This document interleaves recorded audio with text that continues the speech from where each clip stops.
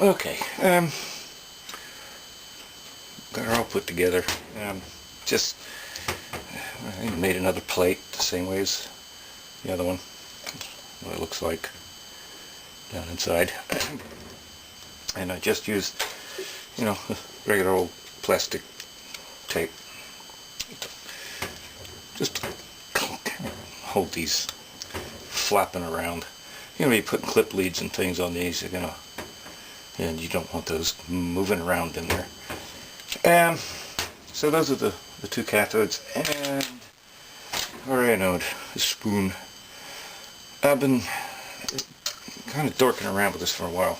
My original plan was to have the wider part of the spoon down and do more surface area. It doesn't seem to make a whole lot of difference.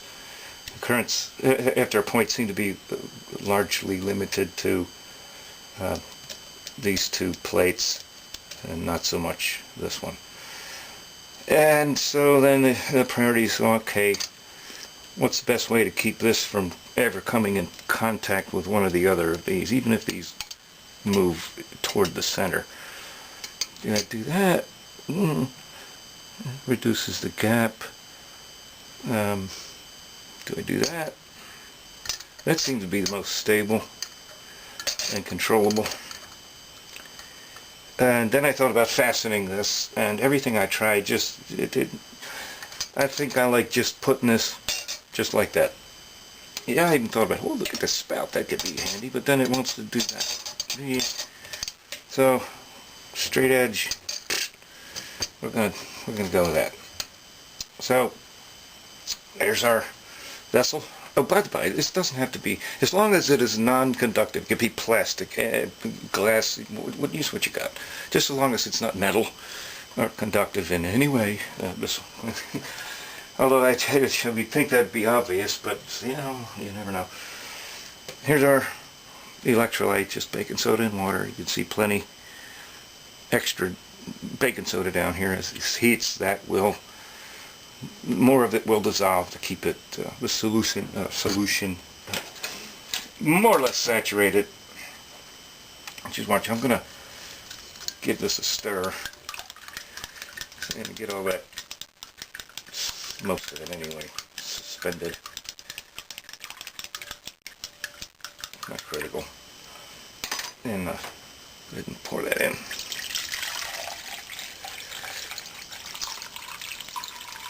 A whole bit. We scrape some of that in. Probably won't need all of this, but it's here. Why waste? Okay.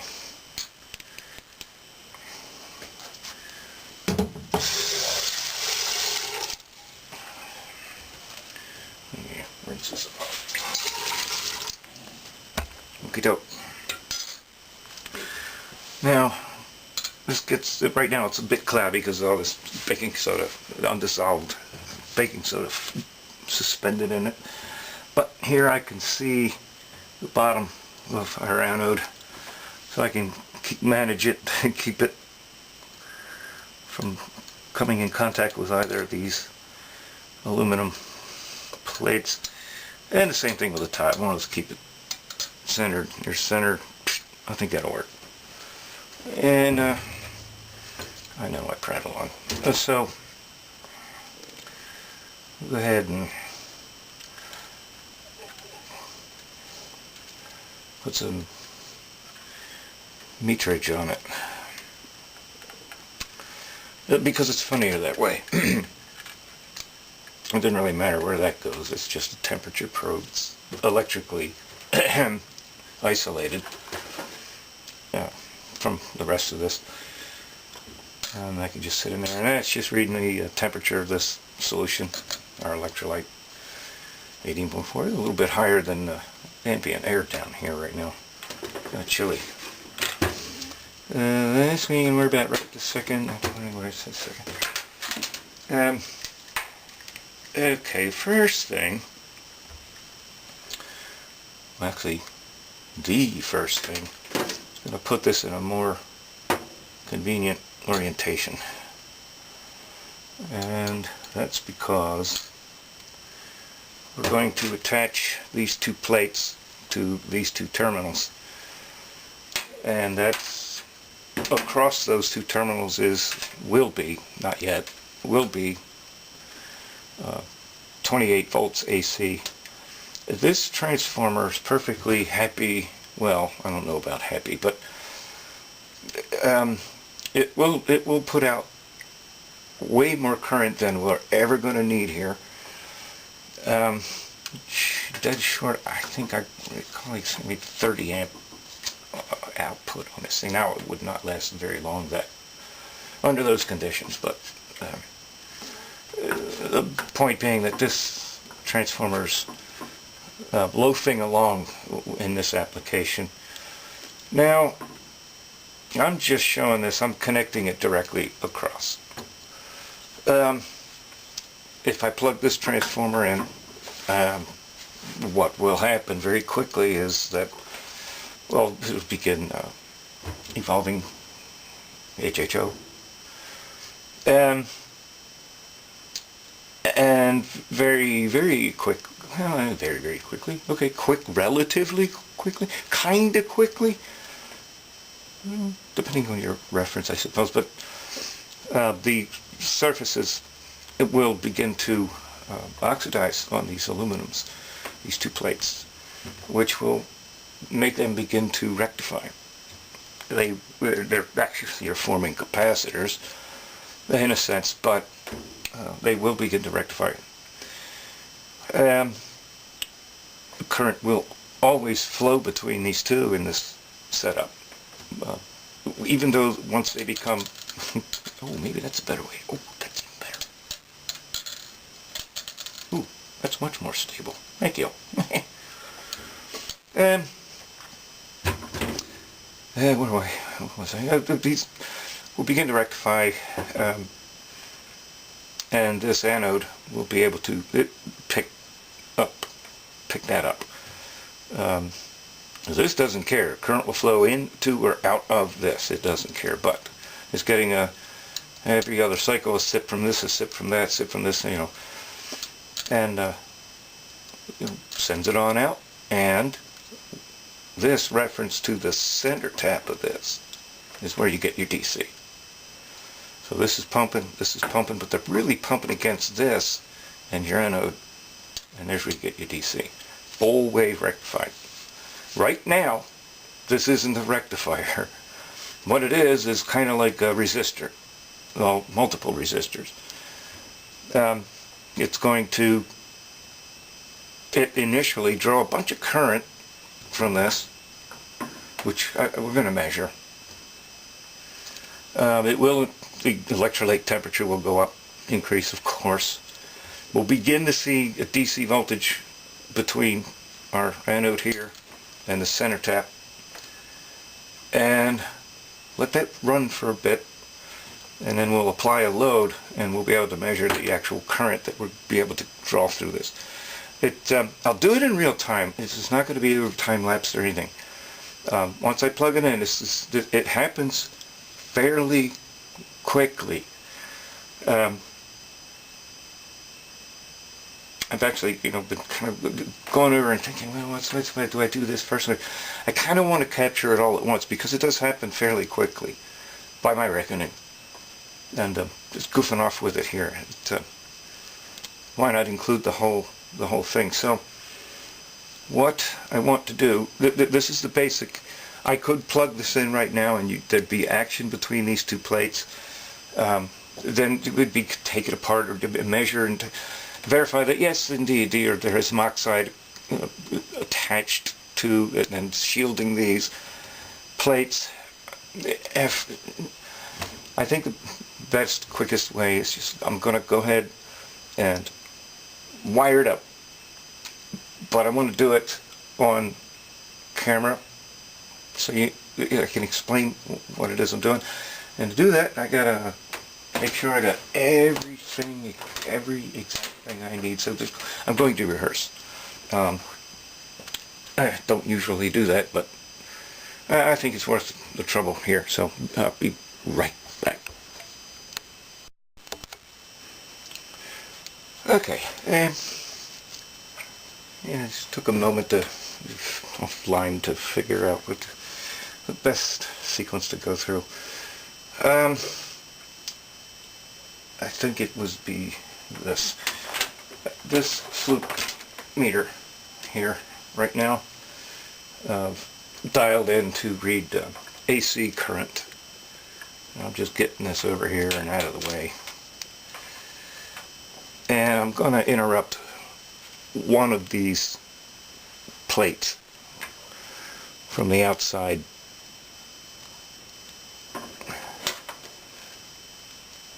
Yeah, just like that. Okay, so now let's take some stress off this little. There we go. So now this is just reading the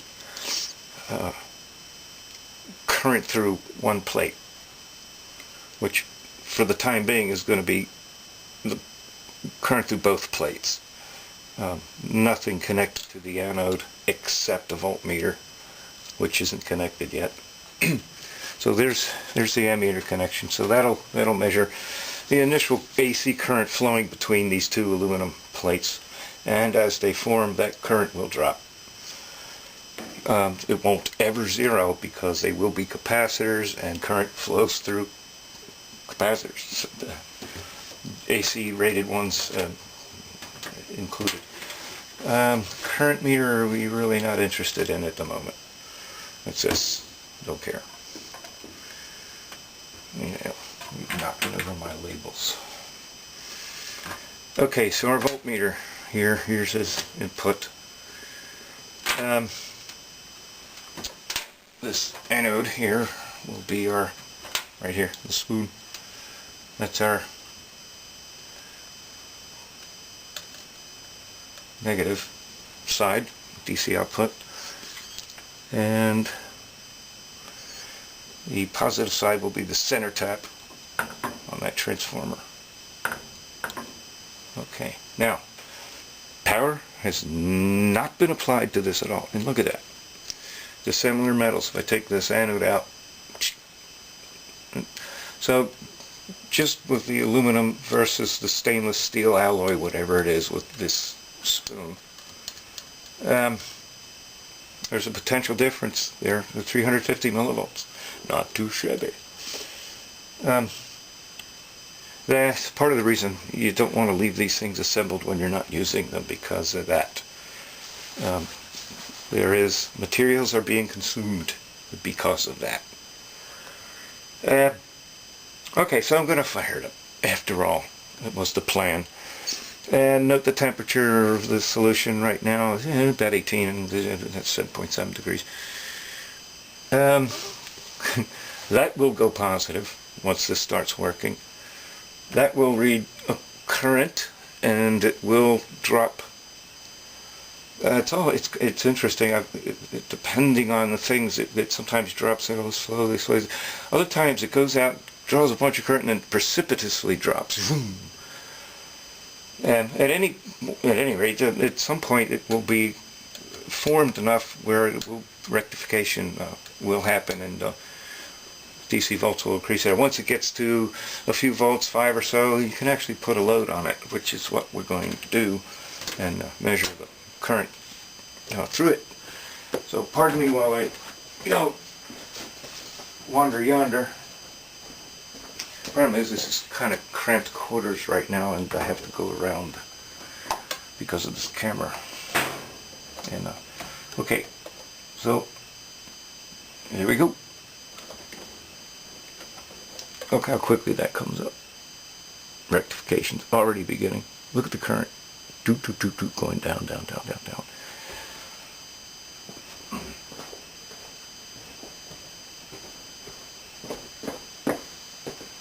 Plus I'm ducking past various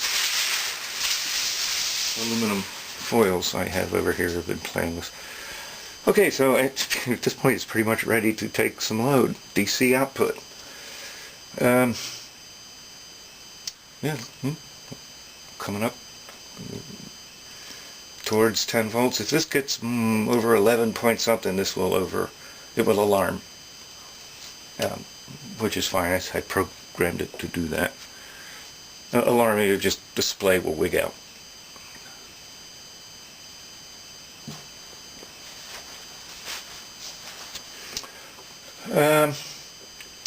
This is down to 330 some odd milliamperes.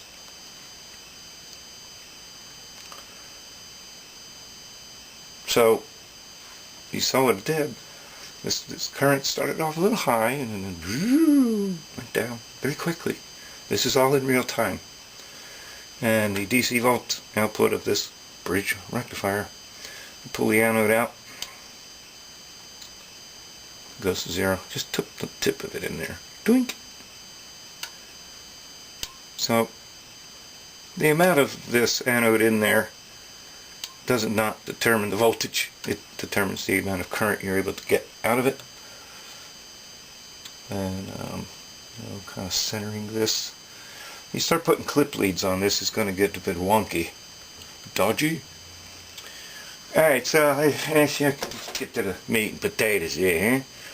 Let's draw some current. Let's see. We want to pick our positive voltage end of the DC output there.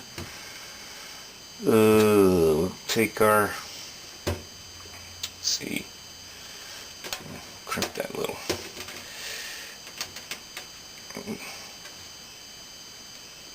Just keep those moving it. Yeah, I think we're alright. Alright. And we'll go with our meter on the positive side and screw to load. Let's see, this is what the problem is with this. It wants to move about. We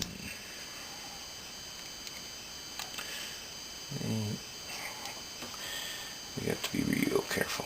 I'm gonna direct short this rectifier. We're getting 2.8 amp. It's down to 420 milliamp. We're drawing 2100 milliamps from this guy AC, at least from one side. And that's going to increase. Look at that. You know, there's lots of circulation. Now, you may not be able to see it, but it's a fizzy fest. I'm going to let that roll a little bit. Let it wander about. Almost 3 amp. Oops. Clip lead just fell off. Come on, stay on there.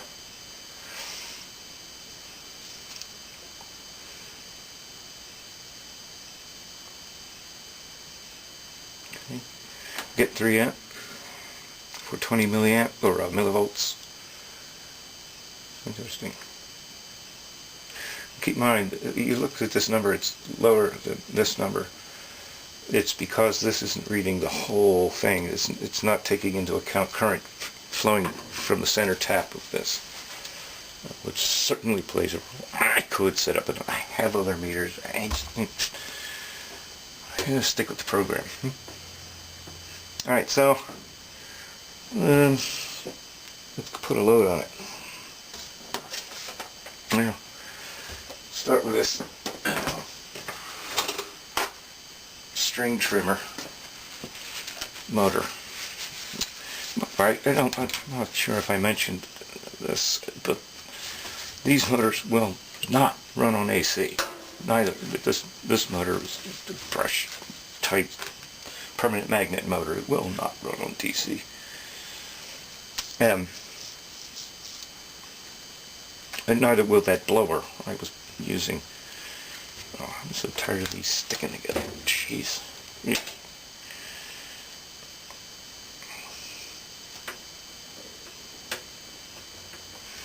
Alright, so I'll do this short.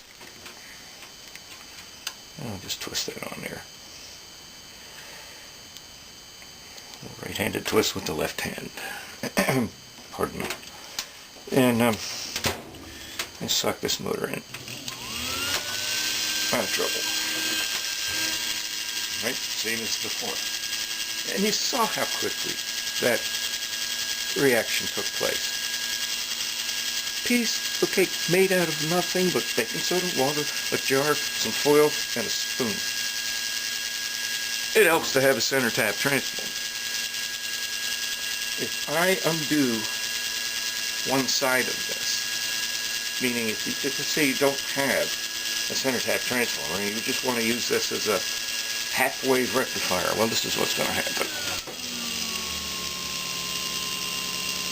Much less.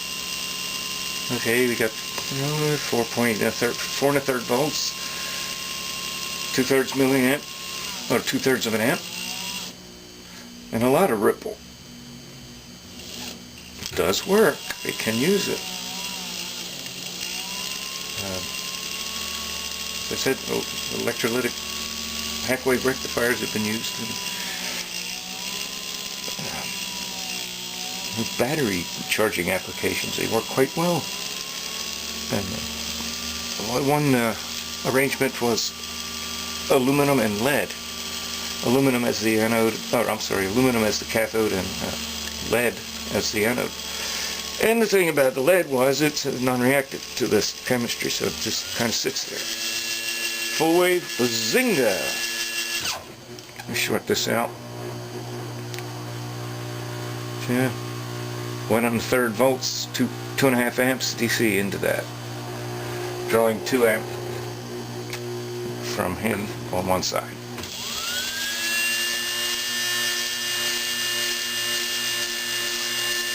Now, I'm going to go away for a while and just let this go. You can see the temperature coming up. I'll time it. I'm not going to put a timer here. Cool, but now, I'm not going to put a timer. Let me hush this. I'm going to let this run with this motor for some while. I'll check on it periodically. If anything gets interesting, then, or if nothing gets interesting, at some point I'll just, okay, here we are, this is what happened so far, and the changes I made, are they working or not? That's these vents in the plates, which it's a little early to judge that yet. But just let it run, and come back later and get an update. Back in flash. Okay, this has been going just a little bit over 90 minutes. Seems to be hovering 7.93 volts, 600 milliamps into this load, this motor. That's the dodgy part. The bearings are a little wobbly.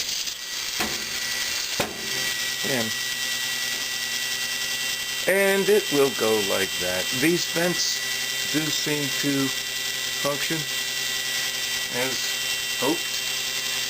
Maybe I could have done a little better with that. It's still, these electrodes are still puffing up a little bit.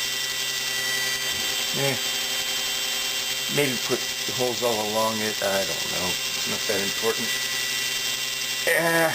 So what else is with this? In a pinch, this could be used to charge batteries or run a motor from an AC source. Anything, something runs on DC. Notice as I stall this motor, there's a lot of hum. So there's quite a bit of ripple in here. There are no filtering capacitors involved here. Look at that, 4.3 amp and 1.68 volt. Not shabby. Really ramps up. Now we got 700 milliamps, 8.2 volts.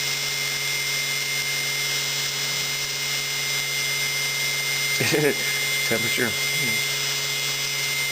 41 and change. I'll call it 42.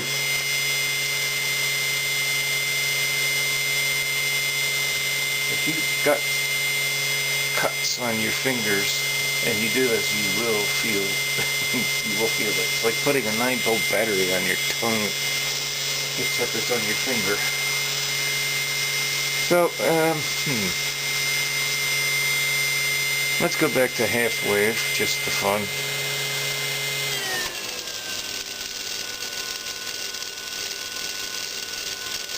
Oh, that's not too bad. Put both of these cathodes on the same side.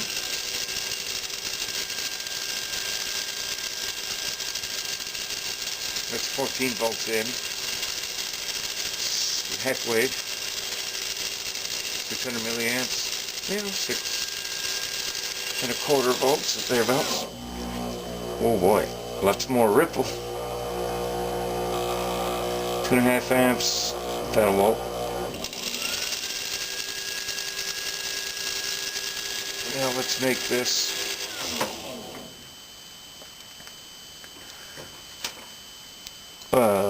half-wave rectifier. These two connected together. These, in other words, these are now common cathode. Oh, and these are getting close together. Just a little bit while I make a little adjustment here.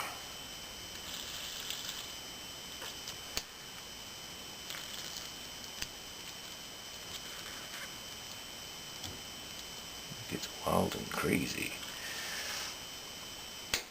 All right, here we go.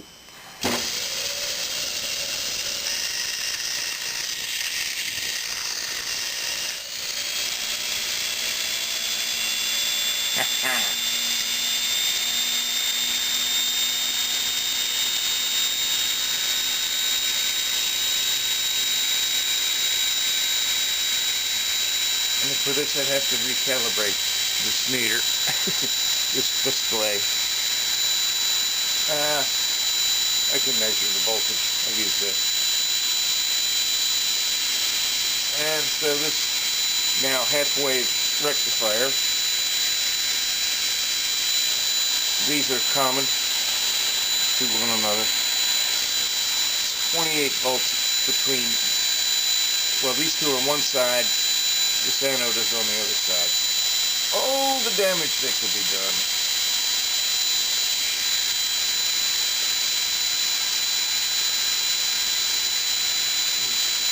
Let that spin a minute.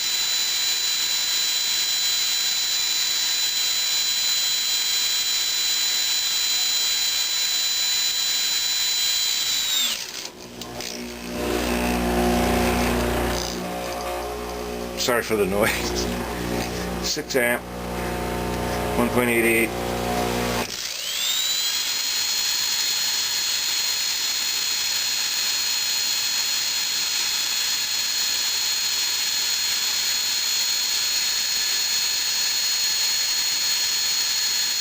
It's coming up. The temperature rising here.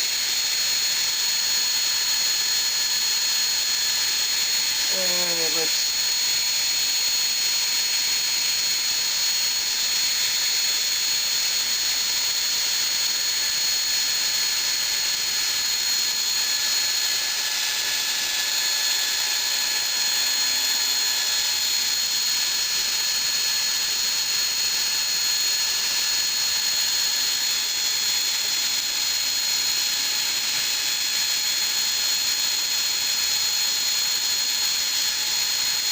okay.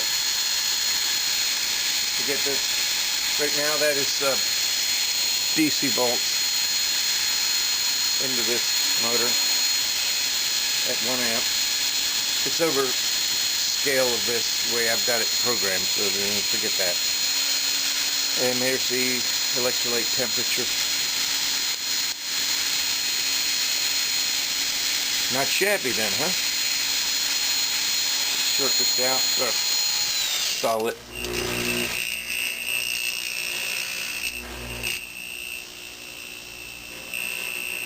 Yeah, that's 6 ampere,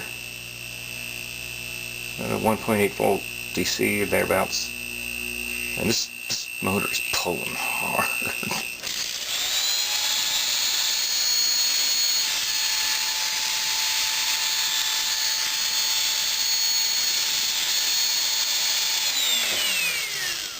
disconnect motor, no current, odd voltage,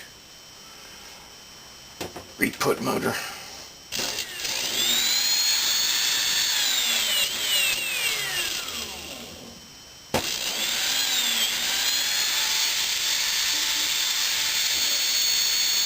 Okay, so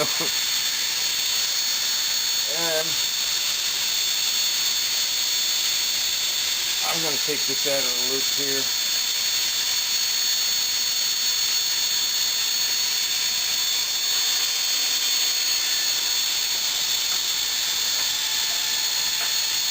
And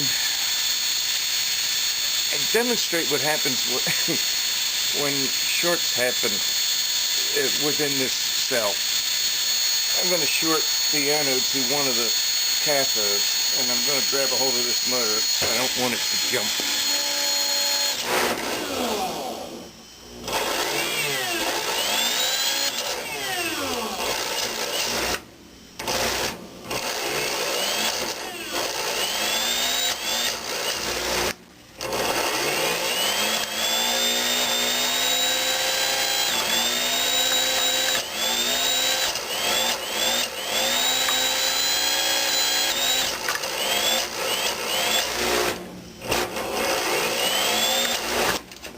That's getting hot. And because I think this got to the other plate. And so there's our anode, stainless. Oh, looks kind of stained. But it's just some sort of a surface coating on it. I don't think that makes this a cathode. Doesn't seem to matter. So, well, rest that side aside. And I'm going to just kind of squeeze the air out of these plates, or gases out of these plates, scrunch them up. Yeah, there's bits of aluminum already sloughing off of these plates. There's one last thing I did want to cover. Let's see, separate it here. I'm just going to put this back pretty much like it was.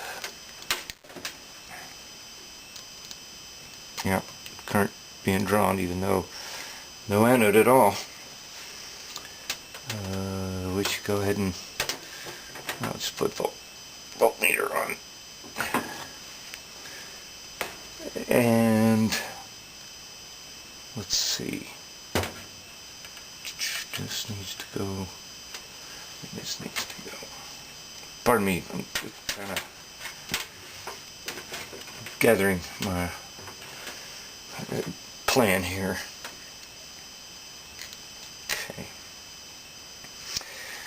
The reason I'm not using, or why you don't want to use aluminum as the anode, is some aluminum foil here. I'm just going to pull this up, make it nice and stiff, so I can control it. And we're going to make this aluminum our anode. Of course, those are already cathodized. This is energized. So this will be our negative supply, DC. And there it is. That's going over, right?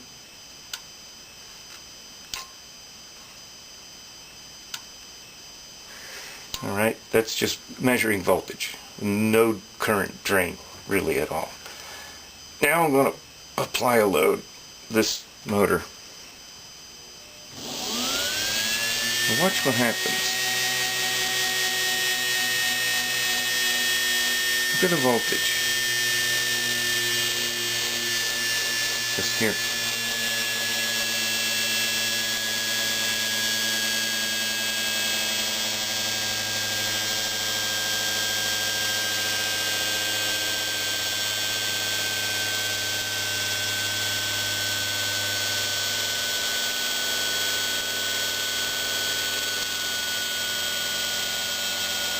dropping, right?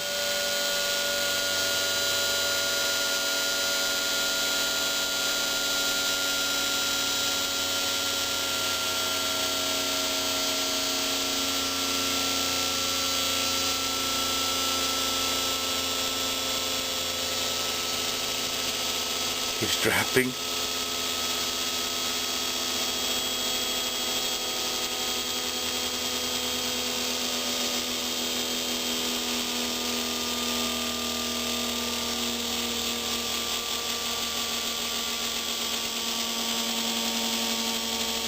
Very quickly.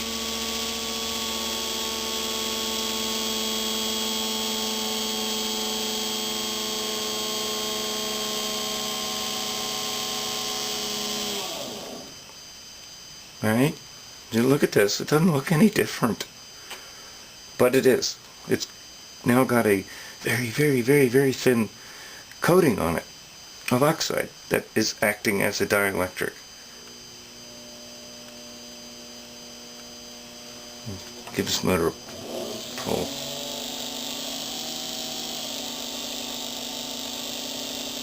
So now this aluminum has now been formed as a cathode. And when it's competing with these two plates, it can't, you end up with a 3-terminal or 3-plate AC capacitor. I could scrape this off, clean it, a little steel wool, polish it, put it in there, would do the same thing. An oxide layer would form, it'll insulate this from the polarities needed, and it will do the same thing. So that's why you don't use an aluminum anode for this type of thing. Lead works wonderfully, but most people just don't happen to have lead handy. Not to mention it's toxic, but a stainless steel spoon works great. Another thing that works well, carbon. Although these do have their caveats. Electrical resistance is a bit high with these. And there is a deleterious effect on them in this situation. But nevertheless, let's stick a carbon rod in with just reading voltage. Okay, snaps right up to a little bit lower resistor. I just hang that in there, and where'd it go? Okay, attach your load.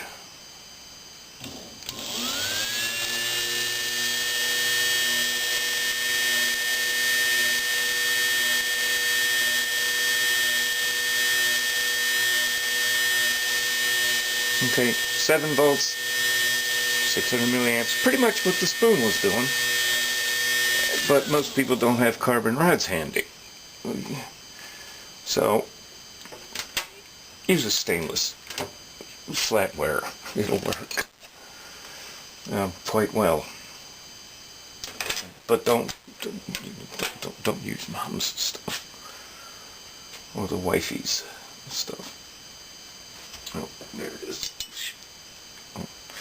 So there's our well-abused spoon. There's maybe a fancy new kind of plating. I don't know.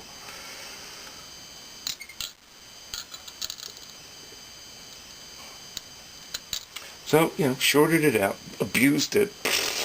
Doesn't matter. Still works. Yeah, it's gonna... didn't go over.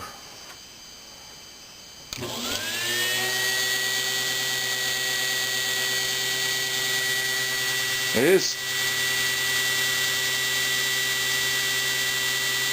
Okay.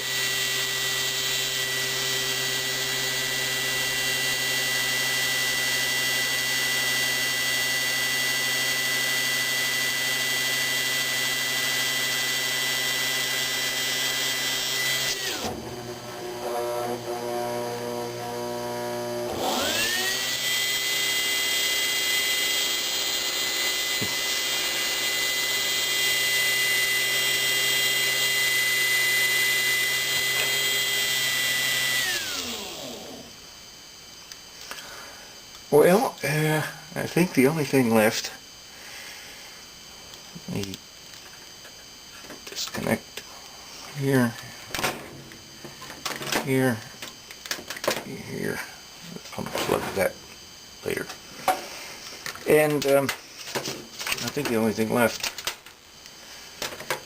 is to show briefly a schematic. If it helps at all. Let me put that out. This can go into the tub. Where? Okay. Let me see if that's...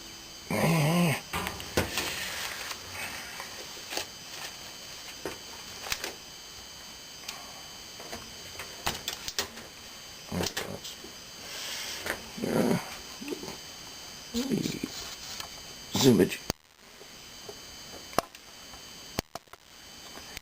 Okay. That is essentially what I started with.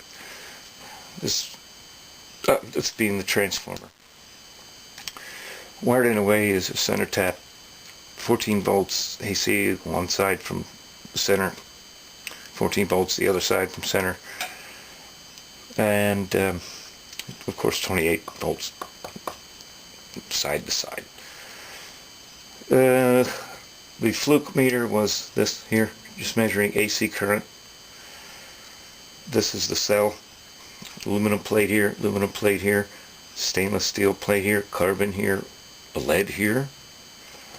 The center tap ends up being the positive supply of your DC load. Measuring voltage across here, from here to the anode of your cell, directly across that. The load here, in this case, with motors, and the ammeter in series with the load to measure the current, DC voltage to the load, through the load. AC current from one leg of this. Ideally, you would want a ammeter, AC ammeter here, here, and here, to really gather everything. And here. But you can set all that up. The point here was just to demonstrate the concept. It's not the most practical system these days with the solid state rectifiers, for goodness sake. But in a pinch, with just something you can find in the kitchen, you can make a rectifier that's, oh, I hate puns, but I'm going to say worth its salt. Anything else occurs to me, I'll add on to it later.